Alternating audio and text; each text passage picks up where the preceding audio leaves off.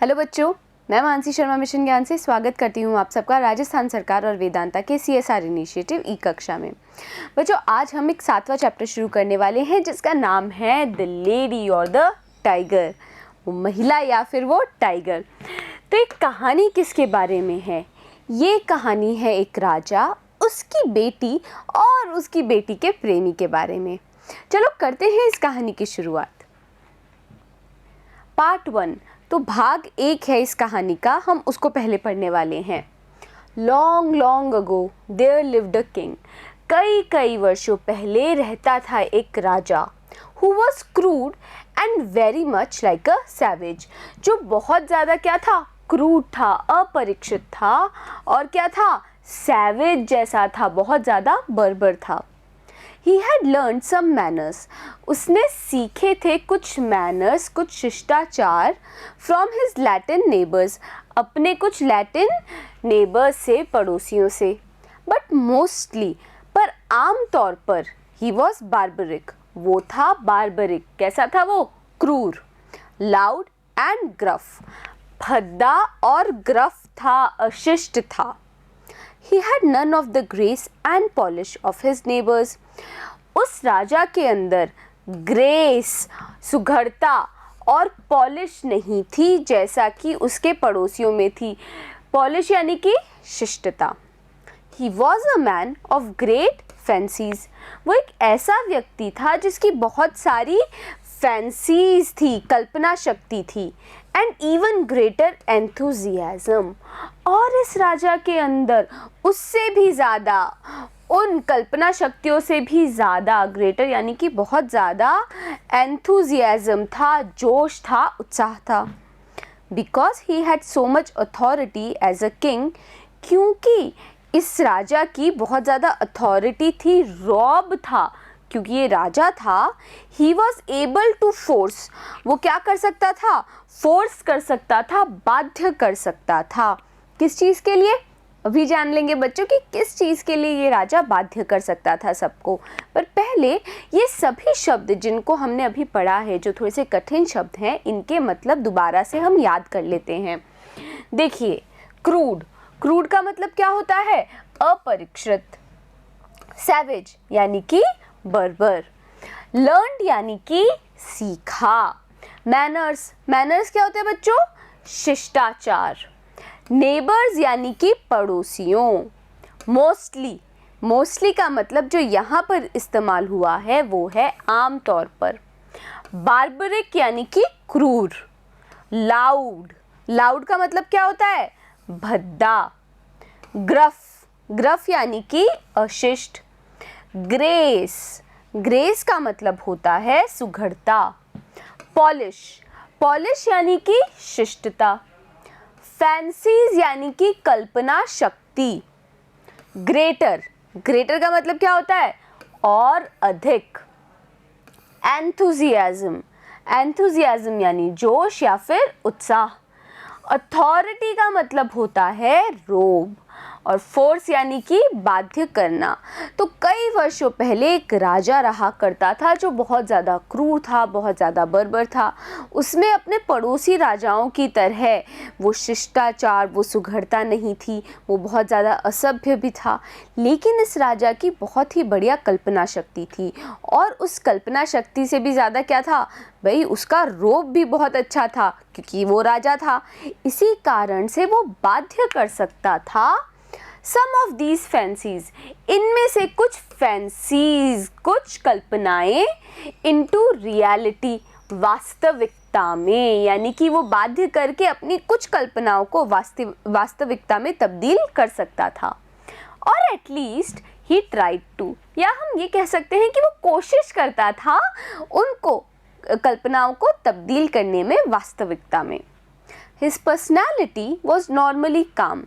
उसकी जो पर्सनैलिटी थी वो नॉर्मली, पर्सनैलिटी यानी कि व्यक्तित्व, तो इस राजा का जो ये व्यक्तित्व था वो नॉर्मली यानी कि सामान्यतः काम था, शांत था। When everything was in order, जब everything यानी कि सब कुछ ऑर्डर में हो, सुव्यवस्थित हो। Then there was a little hitch, लेकिन जब भी कोई थोड़ी सी भी हिच आती थी यानी कोई भी अड़चन आती थी, however तथापि he was exultant and happy, वो बहुत ज़्यादा एक्सल्टेंट उल्लासित और खुश हो जाता था। भाई बहुत अजीब सा राजा है। नॉर्मली ज़्यादातर क्या होता है भाई, राजा को चाहिए कि अगर सब कुछ व्यवस्थित चल रहा है तो वो खुश है, लेकिन ये राजा सब व्यवस्थित चलने पे तो शांत रहता था, लेकिन कुछ भी अड़चन होती थी तो क्या होता था, वो बहुत ज़्यादा उल्लासित और खुश होता था उस अड़चन के आने पर। He loved it when things went wrong. उसको बहुत ज़्यादा पसंद था जब चीज़ें wrong हो जाती थी, गलत हो जाती थी। Because क्योंकि that meant इसका मतलब था that he could then correct them, कि वो उनको अब ठीक कर सकता था, करेक्ट कर सकता था यानी ठीक कर सकता था। He loved to make the crooked straight. वो crooked को यानी जो वक्र है उनको सीधा करने में वो बहुत ज़्यादा उसको ये प्रिय था। To crush down the uneven places in life. Crush कर देना यानी कि दबा देना uneven असमतल जगह को जिंदगी में। क्या पसंद था राजा को? उसको ये पसंद था कि कोई भी वक्र है तो उस चीज़ को सीधा कर दो, कोई असमतल जगह है तो उसे ठीक कर दो। इसी कारण से जब भी कोई हलचल होती थी या कोई अड़चन आती थी, इस राजा को बहुत पसंद था। तो यहाँ पे कौन कौन सी मीनिंग पढ़े हमने जाना फैंसीज का मतलब। फैंसीज का मतलब होता है कल्पना। रियलिटी का मतलब क्या होता है? वास्तविकता। पर्सनैलिटी का मतलब होता है व्यक्तित्व। नॉर्मली यानी कि सामान्यतः। काम यानी कि शांत। एवरीथिंग का मतलब क्या होता है बच्चों? सब कुछ। इन ऑर्डर यानी कि व्यवस्थित। हिच का मतलब क्या है? अड़चन लिखा है ना यहाँ पे, होगा क्या? अड़चन न है बच्चों ये। हावेवर का मतलब होता है तथापि। एक्सल्टेंट यानी कि उल्लासित। हैप्पी का मतलब क्या होता है? खुश। रॉन्ग यानी कि गलत। करेक्ट यानी कि ठीक। क्रुकेड का मतलब होता है वक्र जो सीधा ना हो। स्ट्रेट यानी कि सीधा। क्रश का मतलब होता है दबाव और अनइवन यानी कि असमतल। तो इस राजा को बहुत पसंद था टेढ़ी चीज़ों को सीधा करना, यानी कि कोई भी अड़चन आती थी तब अड़चन आने पे राजा ये खुश होता था। He decided that there should be a way to add culture to the lives of his subject. तो इस राजा ने ये डिसाइड किया, फैसला किया कि कुछ करना चाहिए। देयर शुड बी अ वे, एक रास्ता होना चाहिए ऐड करने का, जोड़ने का कल्चर को, सभ्यता को to the lives of his subject, जिंदगियों में उसके सब्जेक्ट्स की। सब्जेक्ट्स का मतलब यहाँ पे क्या है? सब्जेक्ट्स है यहाँ पे जो प्रजा है वो। तो राजा ने क्या सोचा, भाई उसकी प्रजा के अंदर थोड़ी सभ्यता लानी चाहिए, जोड़नी चाहिए। His method was the public arena, और उसका जो तरीका था, मेथड था, वो क्या था? Public arena. पब्लिक यानी कि सार्वजनिक, और अरीना क्या होता है? अखाड़ा। तो राजा ने क्या सोचा कि भाई एक सार्वजनिक अखाड़ा बना जाए। देयर, वहाँ पर, ह्यूमन्स एंड बीस्ट्स, इंसान और बीस्ट, जानवर, परफॉर्म करते थे, करतब दिखाते थे ऑडियंसेस के आगे, दर्शकों के आगे। But his fancies asserted themselves here. लेकिन अब भाई ये जो सार्वजनिक अखाड़ा था वो बनाना तो चाहता था, लेकिन तब उसकी ये जो फैंसीज थी, जो कल्पनाएं थी, उन्होंने असर्ट कर दिया, यानी कि दावा ठोक दिया वहाँ पर। The arena that he built was not for the honor and glory of gladiators. जो अखाड़ा उसने बिल्ट किया, जिसका उसने निर्माण किया, वो ऑनर और ग्लोरी के लिए नहीं था, ग्लैडिएटर्स के। ऑनर क्या होता है? आदर, और ग्लोरी क्या होता है, प्रतिष्ठा। तो ग्लैडिएटर्स यानी कि जो पेशेवर लड़ाके थे, उनके सम्मान के लिए, आदर के लिए या प्रतिष्ठा के लिए यह अखाड़ा नहीं बनाया गया था। It was not for beasts to fight each other। और यह अखाड़ा जानवरों को आपस में लड़वाने के लिए भी नहीं बनवाया गया था। To the finish, यानी कि जानवर एक दूसरे की जान ले ले, है ना, तब तक वो लड़ते रहें, इसके लिए भी यह अखाड़ा नहीं बनाया गया था। It was not even for throwing religious hair tricks to the lions। ये अखाड़ा इसलिए भी नहीं बनाया गया था कि थ्रो कर दिया जा सके, फेंक दिया जा सके रिलीजियस, धार्मिक हेयर ट्रिक्स को लायन को। हेयर ट्रिक्स कौन होते हैं, विधर्मी। तो विधर्मी लोगों को शेर के आगे फेंक देने के लिए भी यह अखाड़ा नहीं बना था। It was, वो बना था, he believed, राजा का मानना था, बिलीव्ड यानी कि मानना था, for the purpose of widening. उस अखाड़े का जो पर्पस था, जो प्रयोजन था, वो था वाइडनिंग यानी कि बढ़ाना, एंड डेवलपिंग विकसित करना, मेंटल एनर्जीज मानसिक ऊर्जा ऑफ हिज पीपल, उसके लोगों की। तो राजा क्या क्या मानना था कि ये अखाड़ा बनाया गया है बढ़ाने के लिए और विकसित करने के लिए मानसिक ऊर्जा उसके लोगों में। अब ये अखाड़ा दिखता कैसे है वो जानते हैं। It was a vast amphi theatre. ये एक बहुत बड़ा एम्फी थिएटर था, वास्ट बहुत बड़ा या फिर विशाल, और एम्फी थिएटर क्या होता है, अखाड़ा। तो एक बहुत बड़ा अखाड़ा था विद एनसर्कलिंग गैलरीज, जिसमें घेरे के अंदर बहुत सारी गैलरीज थी। मिस्टीरियस वॉल्स, गैलरीज यानी कि गलियारा, और मिस्टीरियस यानी कि रहस्यमय। वॉल्स का मतलब होता है गुफाएं। तो क्या था इस एम्फी थिएटर में, इस अखाड़े में बहुत सारी गलियारे थे जो कि घेरे में थे। मिस्टीरियस रहस्यमय, यहाँ पे वॉल्स भी थे, एंड अनसीन पैसेजेस, ऐसे गलियां भी थी जो अनसीन थी, जो दिखाई नहीं देती थी।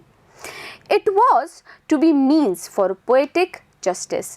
अब ये जो अखाड़ा था ये असल में था पोएटिक जस्टिस के लिए, कवित्वपूर्ण न्याय के लिए। पोएटिक क्या होता है, कवित्वपूर्ण, और जस्टिस यानी कि न्याय।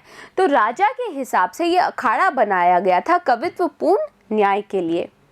It was to be a place, ये एक ऐसी जगह थी वेयर क्राइम वॉज पनिश्ड, जहाँ पे जुर्म का क्या दिया जाता था, पनिश किया जाता था, दंड दिया जाता था। And virtue rewarded all by chance, और जो सदाचार था वो रिवॉर्ड किया जाता था, पुरस्कृत किया जाता था, ऑल बाय चांस यानी कि किस्मत के ऊपर छोड़ के। मतलब क्या हो रहा है बच्चों, देखिए एक ऐसा अखाड़ा बनाया गया जहाँ पे ना दिखाई देने वाले मार्ग हैं, बहुत सारे गलियारे हैं, और साथ ही साथ रहस्यमय गुफाएं हैं। अब ये जो अखाड़ा है यहाँ पे सज़ा भी दी जाती थी, और अगर आप बेकसूर हो तो उसके लिए पुरस्कृत भी किया जाता था। लेकिन ये सब कुछ एक कवित्वपूर्ण न्याय की तरह होता था, ऑल बाय चांस, सब कुछ किस्मत के ऊपर छोड़ दिया जाता था। तो कौन कौन से मीनिंग पढ़े हमने यहाँ पे, हमने जाना थ्रोइंग का मतलब। थ्रोइंग का मतलब क्या होता है, फेंकना। रिलीजियस, रिलीजियस का मतलब होता है धार्मिक। हेयर ट्रिक्स यानी कि विधर्मी। बिलीव्ड, बिलीव्ड का मतलब होता है मानना। पर्पस मतलब प्रयोजन। वाइडनिंग, वाइडनिंग यानी कि बढ़ाना। और डेवलपिंग, डेवलपिंग यानी कि विकसित करना। मेंटल होता है मानसिक। एनर्जीज, एनर्जीज के बच्चों दो मतलब है, ऊर्जा या फिर ताकत। वास्ट मतलब विशाल। एम्फी थिएटर यानी कि अखाड़ा। एनसर्कलिंग यानी कि घेरा बनाना। गैलरीज, गैलरीज का मतलब क्या होता है, गलियारा। मिस्टीरियस मतलब रहस्यमय। वॉल्स, वॉल्स होती है गुफा। अनसीन, अदृश्य, जो दिखाई ना दे। पैसेजेस मतलब मार्ग। पोएटिक होता है कवित्वपूर्ण, और जस्टिस यानी कि आपको पता चल गया है जस्टिस का मतलब क्या होता है, न्याय। क्राइम होता है अपराध या फिर जुर्म। पनिश्ड यानी कि दंडित। वर्च्यू का मतलब होता है सदाचार, और रिवॉर्डेड का मतलब होता है पुरस्कृत। तो इस अखाड़े में जो सदाचार है वो पुरस्कृत होता था, और अगर कोई अपराधी है तो उसको दंड दिया जाता था। When the king was interested in people and their crimes, जब भी राजा रुचि लेता था लोगों में और उनके क्राइम्स में, अपराध में, he would dictate, वो हुक्म देता था that their fate, कि उनकी किस्मत should be decided in the arena, कि उनकी किस्मत का फैसला उसी अखाड़े में किया जाएगा। This king knew no traditions from other kingdoms, इस राजा को नहीं पता थे कोई भी ट्रेडिशंस के बारे में, परंपराओं के बारे में दूसरे राज्यों की। His only allegiance was to himself, उसकी जो निष्ठा थी वो केवल खुद के लिए थी, and his own fancies, और केवल अपनी कल्पनाओं के लिए थी। This fancy, ये जो कल्पना थी, the chance fate decision, chance fate यानी कि मौका और भाग्य का फैसला, in the arena, came about, आया, बिकॉज, क्योंकि, his romantic yet barbaric idealism, क्योंकि इस राजा का था रोमांटिक, यहाँ पे रोमांटिक का मतलब है विलक्षण, तो रोमांटिक यानी कि विलक्षण पर फिर भी क्रूर आदर्शवाद के कारण, आइडियलिज्म के कारण, आदर्शवाद के कारण ये अखाड़े का निर्माण किया गया। तो बच्चों यहाँ पे कौन कौन से मीनिंग है हमने पढ़े? हमने जाना इंटरेस्टेड का मतलब। इंटरेस्टेड का मतलब होता है रुचि। डिक्टेट यानी कि हुक्म। फेट यानी कि किस्मत। ट्रेडिशंस का मतलब होता है परंपराओं। अगर मैं बोलूँगी ट्रेडिशन तो आप क्या बोलेंगे? परंपरा। लेकिन क्या है यहाँ पे प्लूरल है, ट्रेडिशंस है, तो इसका मतलब क्या हो गया? परंपराओं। किंगडम्स यानी कि राज्यों। एलिजेंस यानी कि निष्ठा। चांस फेट, चांस फेट का मतलब क्या होता है? मौका, भाग्य। डिसीजन यानी कि फैसला। रोमांटिक यानी कि विलक्षण। बार्बरिक, बार्बरिक का मतलब तो आपको याद हो गया होगा बच्चों, बार्बरिक का मतलब होता है क्रूर। आइडियलिज्म यानी कि आदर्शवाद। तो ये जो है राजा, इसके अंदर क्रूर सा लेकिन विलक्षण सा आदर्शवाद है। इसको कोई और परंपरा नहीं पता दूसरे राज्यों की, और इसने अपनी ही एक परंपरा शुरू कर दी है उस अखाड़े के रूप में। अगले भाग में जानेंगे कि इस अखाड़े में और क्या क्या चीज़ें की जाती है। बने रहिएगा मेरे साथ, मिलते हैं अगले वीडियो में।